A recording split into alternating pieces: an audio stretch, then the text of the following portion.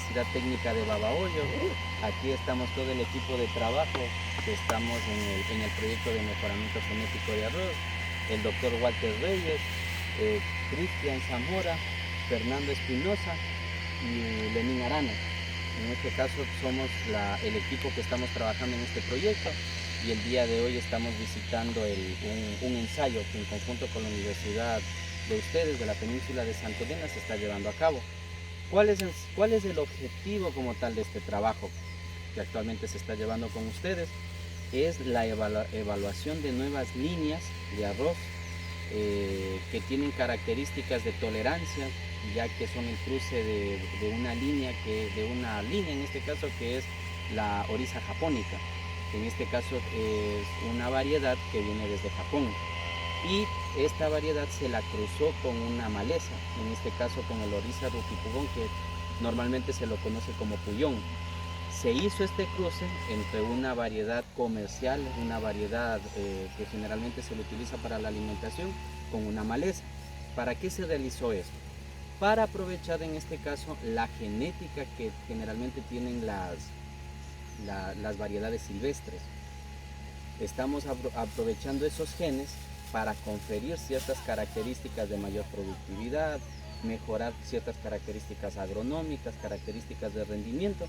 Y nosotros justamente aquí en este sector, uno de los principales problemas que se tiene es el exceso de sales en el suelo. Me imagino que ustedes ¿en qué semestre están? Octavo. Octavo, ¿verdad? Ustedes me imagino que ya vieron, por ejemplo, materias como horticultura, fruticultura, fitopatología, que también se estudia mucho lo que es el asunto de las enfermedades en los cultivos. Y existen en este caso, si es que lo vemos desde la posición de la fitopatología, existen factores bióticos y factores abióticos. Las sales en este caso es un factor abiótico que causa problemas en los cultivos. Nosotros tenemos plantas que son muy sensibles a las sales, medianamente sensibles a las sales y altamente tolerantes a sal.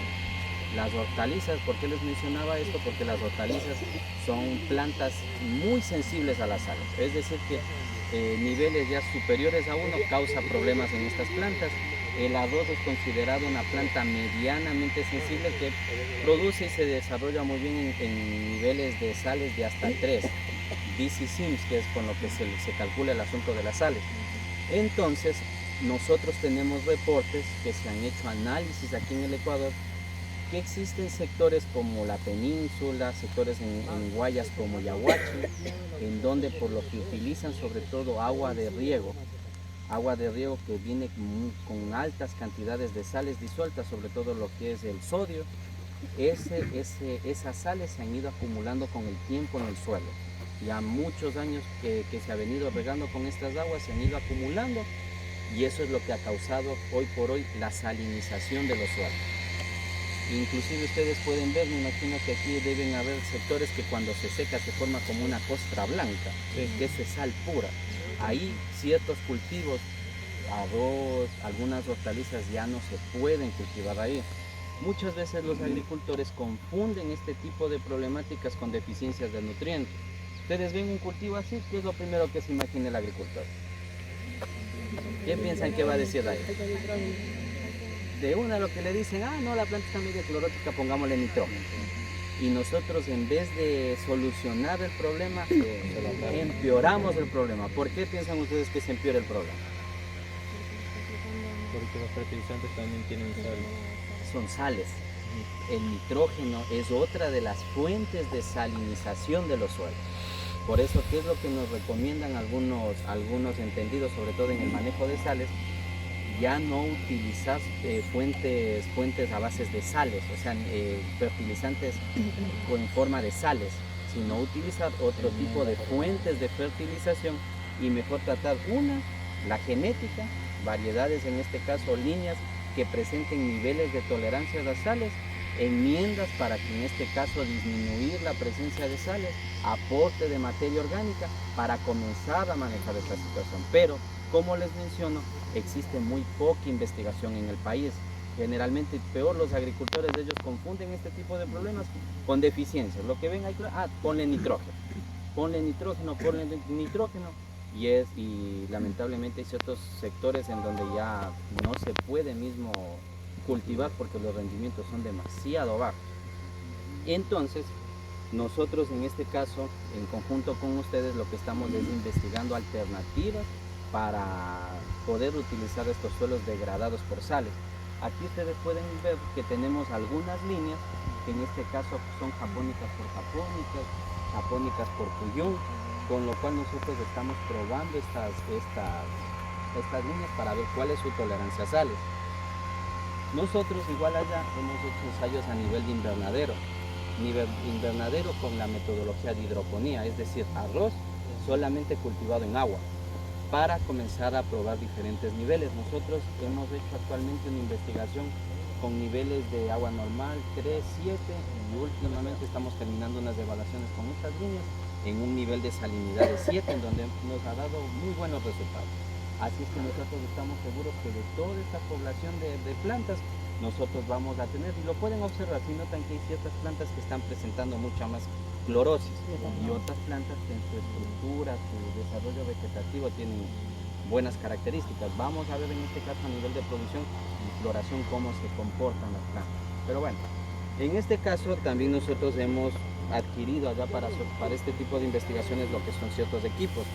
Este equipo que nosotros tenemos aquí es un medidor de conductividad eléctrica. Esto es lo que a nosotros nos permite medir los niveles de sales que tenemos en el suelo. En este caso, conductividad eléctrica, lo que nos mide es en decisims. Ese es el valor con lo cual mide este equipo. En este caso, si nosotros podemos observar, ahí nosotros tenemos un valor cero. Si nosotros, por ejemplo, aquí medimos cuánto tiene de sales esta.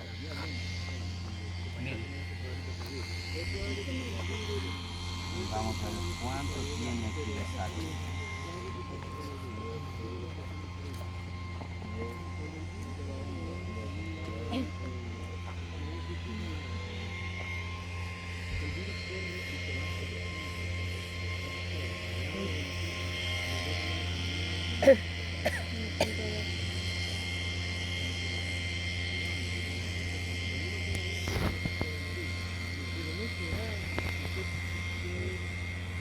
En este caso, ¿cuánto nos marca? 1.2.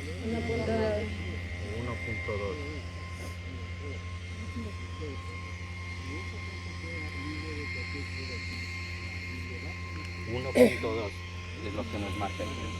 1.2. Imagínense que nosotros en la universidad hemos probado plantas hasta con un nivel de 7 en ciertos sectores. Tal vez nosotros aquí no observamos una concentración tan alta por lo que está con una lámina de agua. Y hay ciertos agricultores que lo manejan así. ¿Por qué? Hay ciertos agricultores que lo manejan así. ¿Por qué? Porque cuando nosotros ponemos una cierta película de agua, ¿qué piensan que sucede? ¿Qué pasaría si nosotros tenemos, por ejemplo, un suelo afectado por sales y le ponemos agua? Se va a disolver, ¿no es cierto? El momento que se disuelve, desciende el nivel, como que se disuelve, o sea, se lava un poco el suelo. Y hay por eso ciertos agricultores que no pueden mantener el suelo seco, porque otro de los efectos que tenemos nosotros en las sales es que daña la estructura del suelo, ya que desplaza el potasio, desplaza el calcio, que en este caso son ciertos minerales que le dan características al suelo. El momento que son desplazados estos elementos, lo que causa es que se pierde estructura del suelo y se comience a compactar. Por eso ustedes van a ver que en estos sectores donde existe alta incidencia de sales, el suelo se resquebraja, un poquito se seca y se comienza a partir del suelo. Eso también es efecto de las sales, y por eso hay ciertos agricultores que le dan otro tipo de manejo al cultivo, para siempre en este caso tener un nivel adecuado. Ya les digo, el arroz está comprobado que puede tolerar niveles de sales hasta de 3. Pasado de los 3, más o menos se considera que por cada decisim existe una merma del 10%. ¿Mande? 10-12%. Hay agricultores que por ahí difieren en ciertas cosas, pero se considera que ya con valores superiores al 4 o 5 ya puede existir pérdidas hasta de un 50%, 30%. O sea, ya con un nivel de 7, en teoría prácticamente las plantas mueren a ese tipo de niveles de salinidad. Otro de lo que, bueno, en este caso, ya entrando un poquito más a lo que hace las sales en la planta, la salinidad como tal, en todos los cultivos, no solamente en el cultivo del arroz, tiene dos efectos o dos estrés que se le conocen: el estrés osmótico y el estrés iónico. ¿Quién me puede decir qué es el estrés osmótico? Es cuando se reduce la absorción del agua, los nutrientes por la humedad. Claro, miren, Las células normalmente no la planta, absorben ¿cómo el agua. absorbe la planta el agua y los nutrientes? La planta absorbe el agua por un proceso osmótico, o sea, existe un intercambio de un área saturada a una menos saturada. Así es como la planta simplemente se satura y existe ese intercambio, o sea, intercambia como tal con su medio circundante. El momento que nosotros tenemos, imagínense, ya fuera de las raíces, está saturada por sales, la planta como tal ya no puede absorber. O sea, nosotros podemos, imagínense que nosotros aquí tuviéramos una alta cantidad de sales. Podríamos tener agua y la planta comienza a deshidratarse porque no puede absorber agua. Ese es el primer estrés que tenemos y eso es lo que se conoce como el estrés osmótico. Luego de eso, también nosotros tenemos un estrés iónico que se conoce. En cambio, ¿cuál es el estrés iónico? ¿Quién me puede decir qué es el estrés iónico en la planta? El segundo estrés que tenemos por el efecto de sal. Cuando se almacena el cloruro de sodio, boro, y ahí, como se almacena, se ve más visiblemente lo que es el planta. Es el almacenamiento de eso. Sí, más o menos. Por ahí. Bueno, ¿cuál es el estrés iónico? Miren, básicamente lo que hace el estrés iónico es que elementos como el magnesio, el sodio, que son los principales sales que contaminan o causan el fenómeno de la salinización, compiten por otros elementos. En este caso el sodio y el magnesio compiten por el potasio, compiten con el calcio, y en este caso a la planta, en vez de absorber por ejemplo potasio y calcio, los bloquea en cierta forma y no permite que la planta absorba estos elementos. Aparte del potasio, ¿qué hace el potasio en la planta? ¿Quién sabe qué hace la planta? ¿Hace? Exactamente. Bueno, el potasio también es otro de los principales elementos, por ejemplo, en la formación de los frutos. Sí. Aparte de eso, el potasio también es considerado el regulador hídrico de la planta, es decir, él está involucrado en la apertura y el cierre de los estomas. Imagínense ustedes, tenemos aquí la planta que no puede absorber agua por el estrés osmótico. Aparte de eso, comienza a tener deficiencias de potasio, pierde esa capacidad de regularizar la apertura y los cierres de los estomas, es decir, de forma ya continua se comienza a deshidratar. Aparte de eso, otro de los efectos en el estrés iónico es lo que mencionaba su compañera.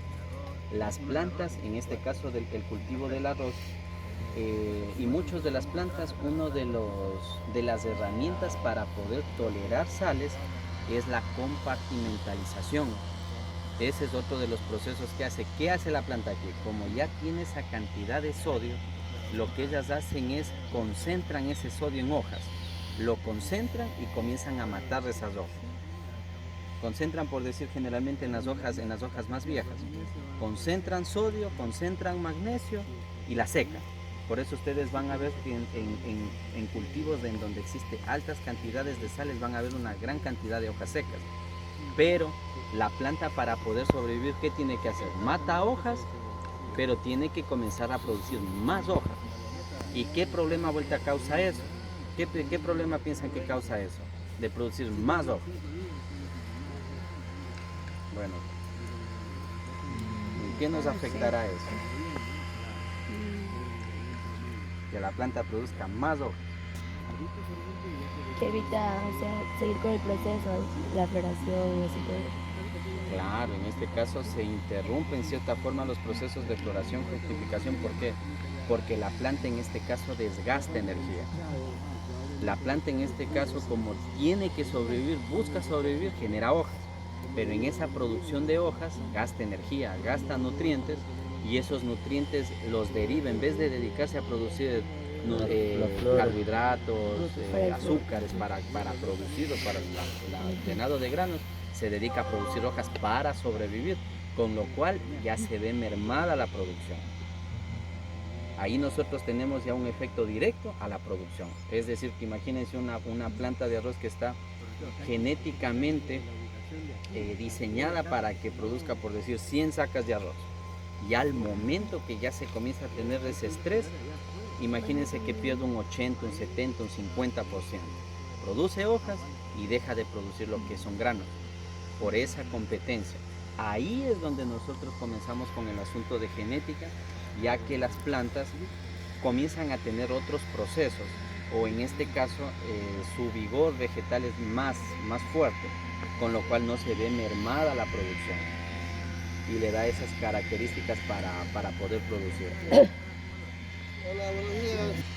Como les mencionaba, al momento que la planta comienza a tener un desequilibrio metabólico, comienza a tener en este caso problemas de clorosis. Esto nosotros lo utilizamos básicamente para ver cuál es el nivel de eficiencia que tienen las plantas. Como cada una de estas plantas son individuos diferentes, lo que vamos a medir es cuál es el comportamiento de ellas frente al tema de las sales. Es en este caso que, como ustedes pueden observar, utiliza un método de colorimetría. En función de la intensidad del verde, este equipo lo que hace es calcular esa cantidad de clorofila.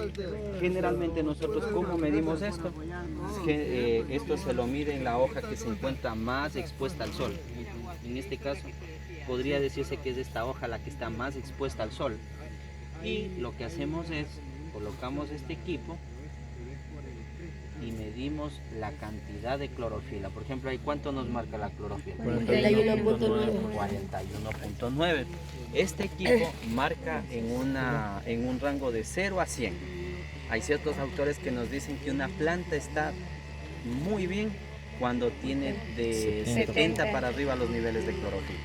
En este caso nosotros tenemos 41.9, en donde se ve que la planta tiene algún problema de clorosis. Tiene algún problema de clorosis, está sufriendo algún tipo de estrés, está reaccionando a algún problema que puede presentarse de factores bióticos o abióticos, algún problema en este caso nutricional. ¿Sí? ¿Alguna pregunta?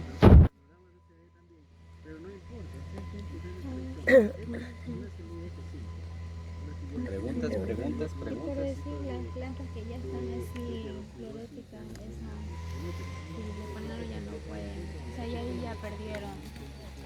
Es que miren, ¿cuál es, según ustedes, es decir, una pregunta vegetal, ¿cuál piensan ustedes que es el periodo más crítico para una planta?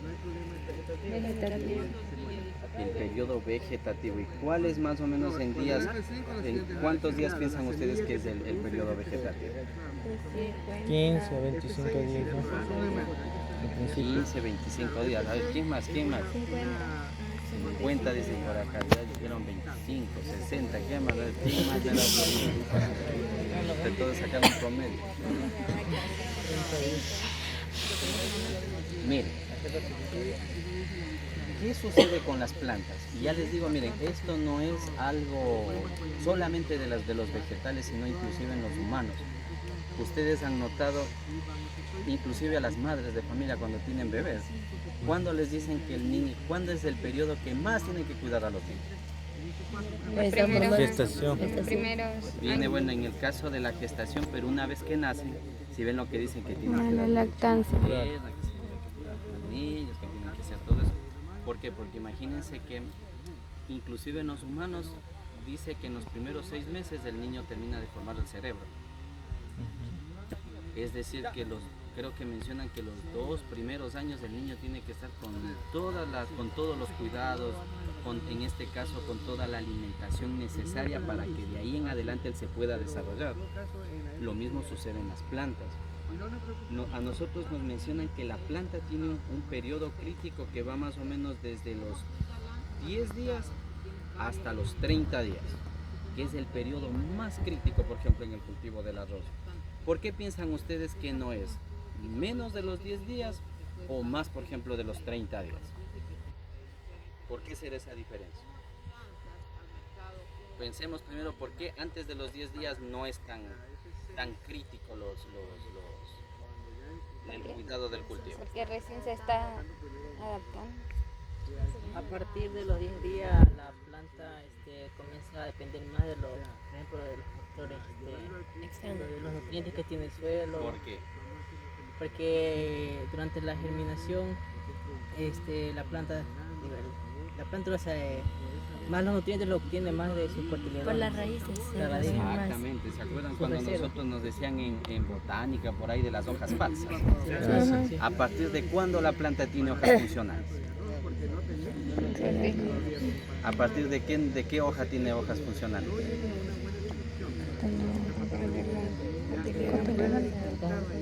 De la primera. ¿Cuáles hojas funcionales? ¿De qué número de hojas es la funcional? La tercera. A partir de la tercera y cuarta hoja son funcionales, porque acordémonos que como ustedes mismos lo mencionaron, cuando nosotros recién lo sembramos, entra en el proceso de germinación y la planta se está alimentando de las sustancias de reserva. Es por eso que la planta más o menos hasta los 10 días está tranquila porque no necesita de nada, simplemente ella absorbió el agua y comenzó a utilizar todas sus sustancias de reserva. Pero ya a partir de la tercera y cuarta hoja, la planta ya utiliza todas sus herramientas metabólicas. Comienza a utilizar todas sus herramientas y el momento...